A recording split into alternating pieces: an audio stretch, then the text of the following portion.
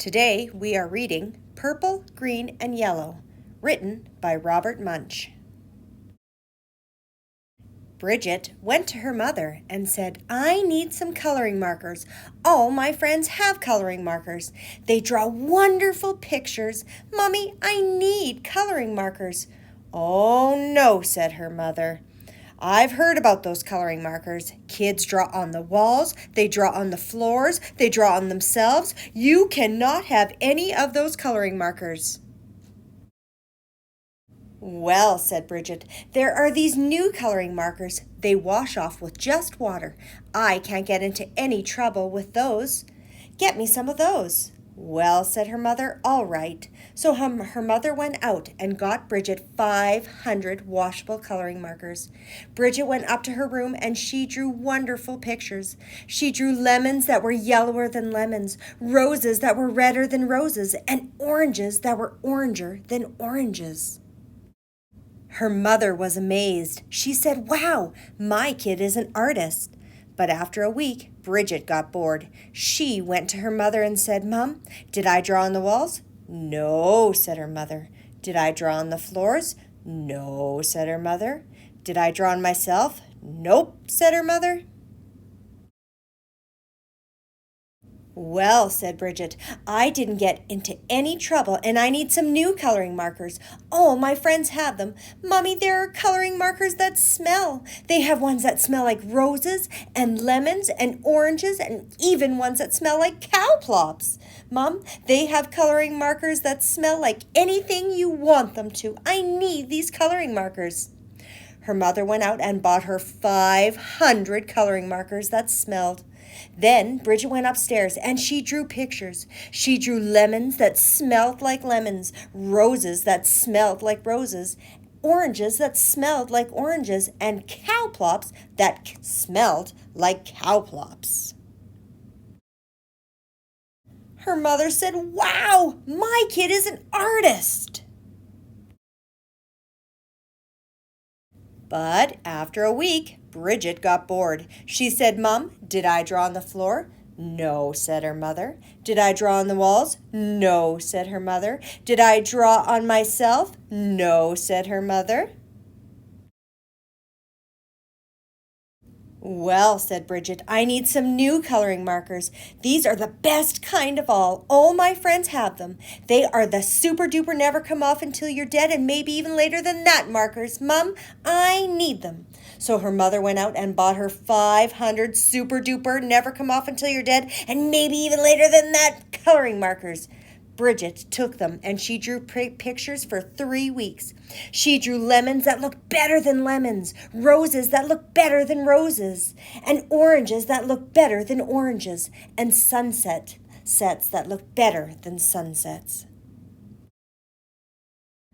Then Bridget got bored. She said, "I'm tired of drawing on paper, but I'm not going to draw on the walls, and I'm not going to draw on the floors, and I'm not going to draw on myself. But everyone knows it's okay to color your fingernails. Even my mother colors her fingernails." So Bridget took a purple, super duper, never come off until you're dead, and maybe even later than that coloring marker, and she colored her thumbnail bright purple. And that was so pretty that she colored all her fingernails purple, black, and yellow. And that was so pretty that she colored her hands yellow, green, and red. And that was so pretty that she colored her face purple, green, yellow, and blue. And that was so pretty that she colored her belly button blue. And that was so pretty that she colored herself all sorts of colors, almost entirely all over. Then Bridget looked in the mirror and said, "Oh, what have I done? My mother's going to kill me." So she ran into the bathroom and she washed her hands for a half an hour. Nothing came off. Her hands still looked like mixed up rainbows. Then she had a wonderful idea. She reached way down to the bottom of the coloring markers and got a special colored marker. It was the same color she was. She took that marker and she colored herself all over until she was her regular color again. In fact, she looked even better than she did before. almost too good to be true.